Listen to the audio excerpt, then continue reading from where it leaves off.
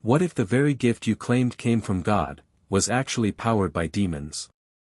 What if the prophecies you gave, the miracles you performed, and the prayers you led, were nothing but lies from the pit of hell?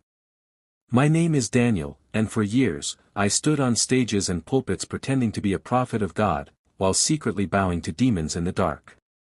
I thought I was untouchable, I thought I had power, I thought I could live however I wanted. But then, one night, my lies caught up with me. My heart stopped, my soul left my body, and I found myself falling into a place I had preached against but never truly believed existed, hell. And what I saw there, changed me forever. This is my testimony.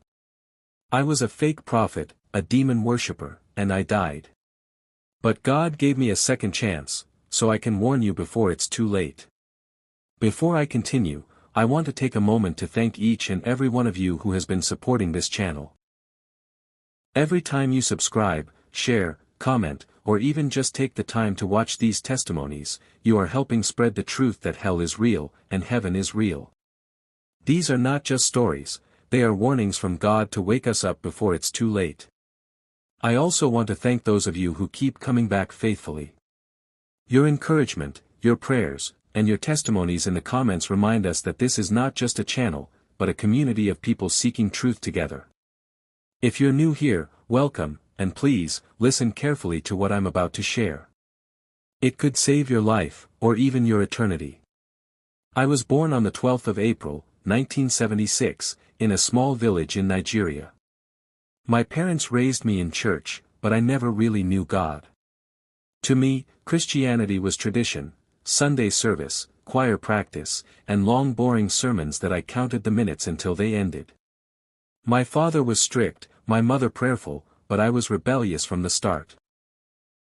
By my teenage years, I had discovered something: people admired anyone who seemed spiritual. I noticed how neighbors would treat our pastor with reverence, how people feared him when he prayed, and how offerings flowed whenever he claimed to prophesy. Deep down, I didn't want holiness, I wanted respect, power, and money. At 21, I met a man who told me something that changed my life: power doesn't only come from God. The spirits can give you power faster, if you're bold enough to ask for it.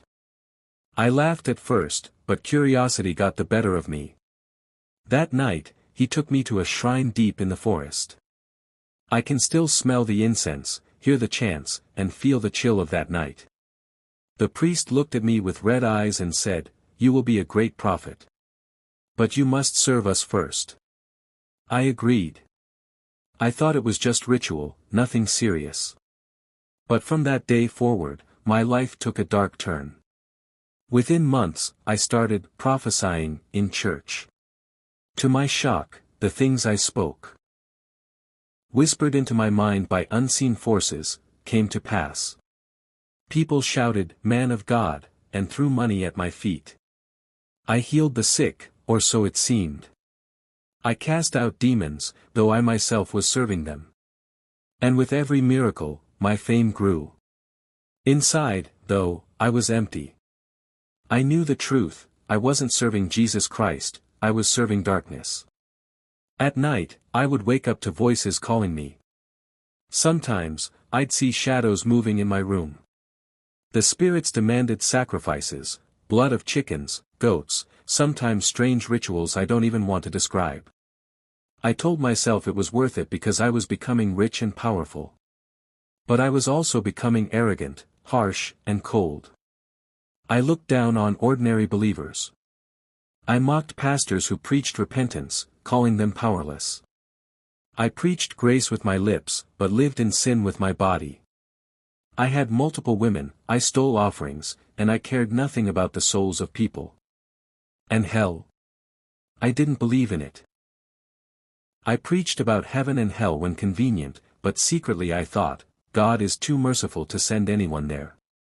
Even if it exists, I'll find a way out. Looking back, I realize how deceived I was. Because the very thing I didn't believe in, the very place I thought was a joke, was waiting for me. It was the night of June 17, 2005. I was 29 years old, at the peak of my so-called ministry. That evening, I had just returned from a revival where hundreds of people fell at my words. They called me, prophet of fire. They carried me on their shoulders, showered me with money, begged me to lay hands on them. On the outside, I looked like a man blessed by God. But inside, I knew I was rotten. That night, after the crusade, I sat alone in my room. My chest felt heavy, my breathing uneven. I thought it was exhaustion, but suddenly, a sharp pain shot through my heart. I clutched my chest, gasping for air. My body grew cold, my hands trembled, and my vision blurred. I tried to call out for help, but my voice failed me. I remember whispering, Jesus, but even that felt empty because I hadn't truly called on his name in years. Then it happened. I felt something pull me. At first, it was gentle, like floating. I looked down and saw my body lying motionless on the bed. My mouth was slightly open, my chest no longer moving. I screamed, "No. No, this can't be happening." But my voice didn't come out, it was like I had no control. I turned and saw two shadows standing in the corner of my room. Their forms were tall, dark, faceless. My heart sank. They didn't speak, yet I understood, they had come for me. Suddenly, the room disappeared. It felt as if a hand grabbed me and yanked me into darkness. I fell, faster and faster, like being sucked into a deep well with no bottom. The air grew hotter the deeper I went.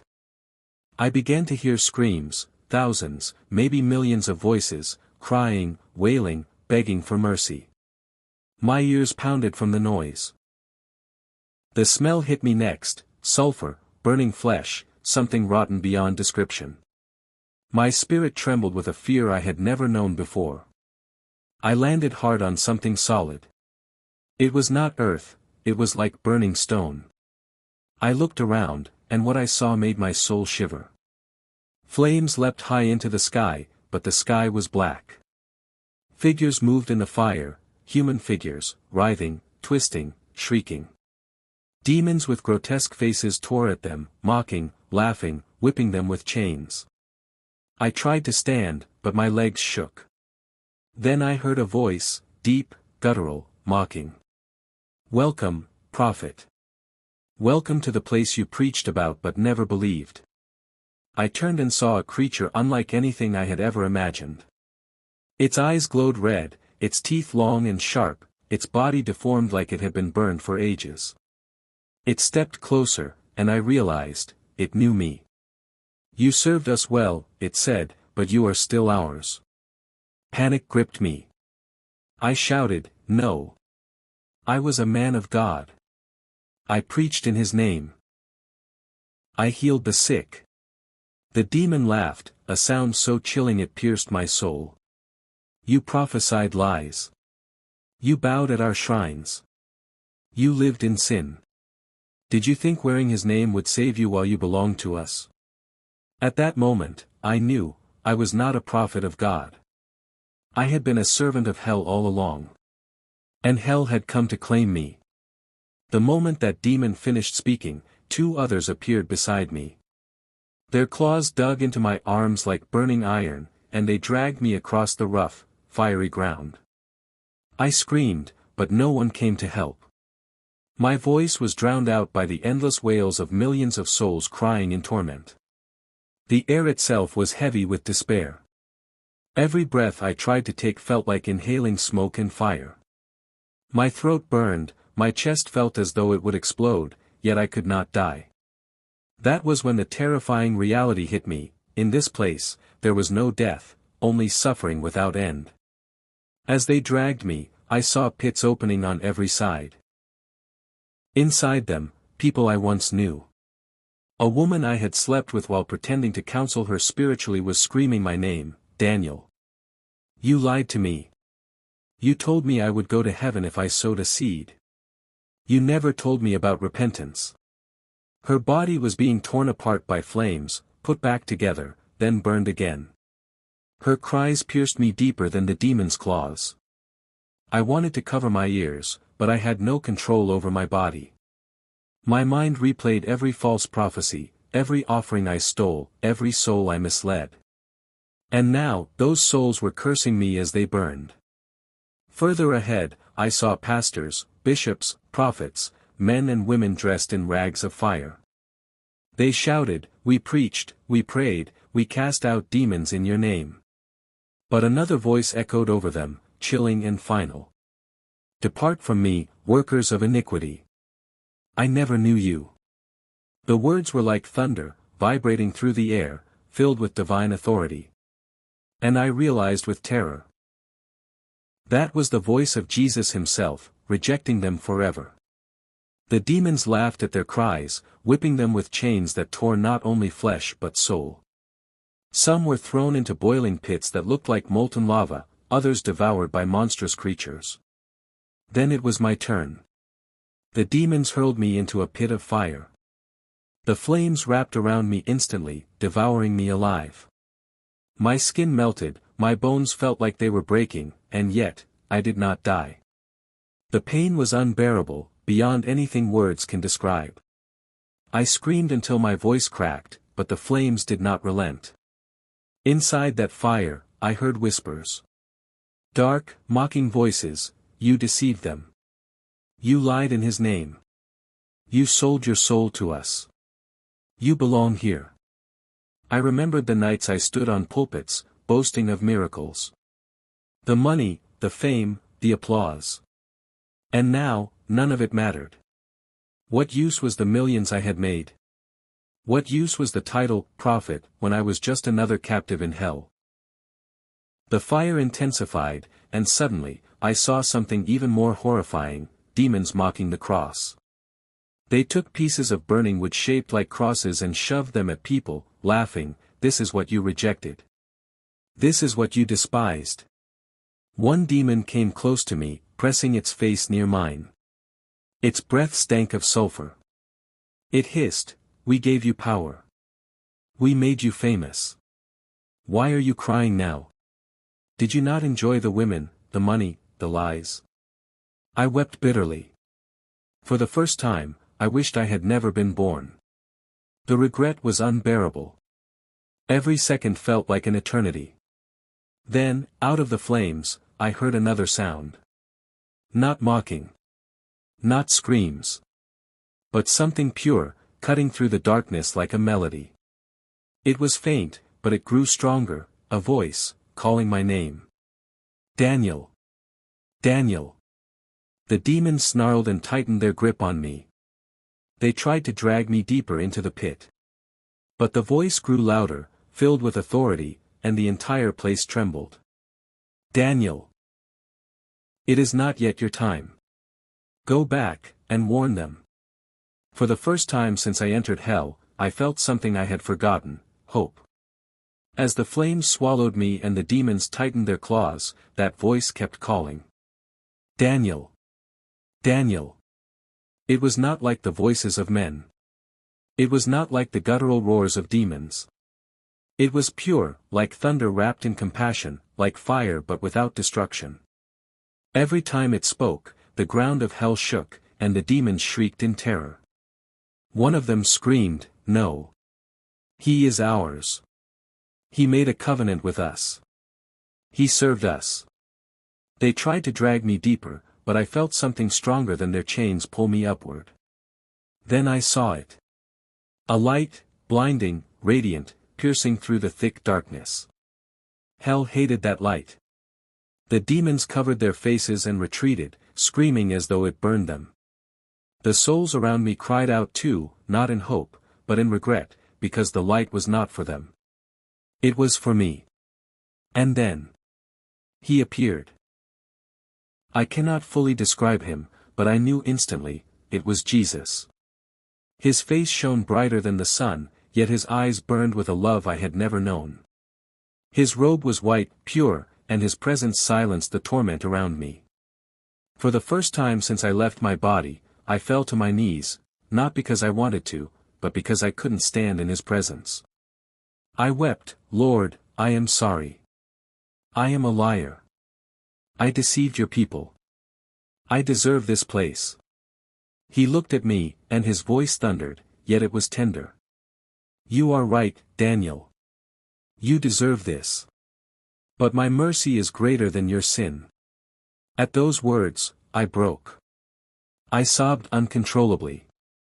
The thought that he could still speak mercy to a man like me, a fake prophet, a servant of demons, was unbearable. He continued. I did not send you here to perish. I brought you here so you will know the truth. Go back. Warn them. Tell my people that hell is real. Tell them that many who call themselves prophets are not mine.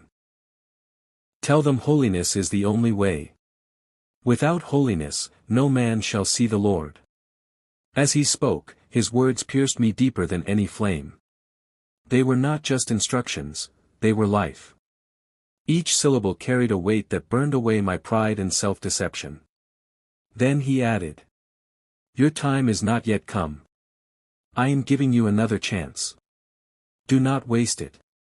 If you return to your old ways, your end will be worse than this beginning. With that, he stretched out his hand. The moment his fingers touched me, the flames vanished. The darkness dissolved. The screams faded. Suddenly, I gasped. Air filled my lungs again. My eyes shot open. I was back in my room, lying on the bed, drenched in sweat, my chest heaving. I had been dead, but now I was alive. And I knew, beyond all doubt, Jesus had given me a second chance. When I opened my eyes and realized I was alive, I fell off my bed and lay face down on the floor, weeping. Hours passed, but I couldn't stop crying. The memory of hell was burned into me. I could still hear the screams, smell the sulfur, and feel the flames on my skin. And I knew. I could never be the same. The first thing I did was gather every charm, every occult book, every object I had used in my rituals, and I burned them. I didn't care about the cost. The shrines I had built in secret, I tore down with my own hands. I ran back to the small church I once mocked and confessed everything before the congregation. They wept with me, prayed for me, and for the first time in my life, I felt what it meant to be truly free. I walked away from the fake ministry I had built on lies. The money was gone, the crowds disappeared, but I no longer cared. I started preaching a new message, not prosperity, not empty promises, not deception, but repentance, holiness, and the fear of God. My family noticed the change. The arrogance was gone. The anger was gone. My appetite for sin died in that fire. Now, when I stand before people, I tremble. Not because of demons, but because I know I will answer to the one who spared me. I live with this conviction, every soul matters. I lied to people once and nearly destroyed them. Never again. Now, I warn them, hell is real, and eternity is forever. My friend, listen to me, hell is real. I was there. I felt its fire. I heard its screams. And I know without Jesus Christ, no one will escape it. Don't let titles, church attendance, or empty religion deceive you. Repentance and holiness are not optional, they are the only way. Jesus told me, without holiness, no man shall see the Lord. Those words still ring in my soul. Please, don't wait until death proves it to you. Surrender now. Follow Jesus. Live ready. Because tomorrow, may be too late. You've heard my testimony. Now I want to ask you, do you believe hell is real? If you were to die tonight, where would you spend eternity? These are not questions to ignore. Please, share your thoughts in the comments, I would love to hear your heart. If this story touched you, share it with someone who needs to hear it. Let's spread the warning together. Thank you for listening. May the mercy of Jesus Christ cover you, may His Spirit guide you, and may His grace keep you ready. Until next time, stay awake, and stay prepared.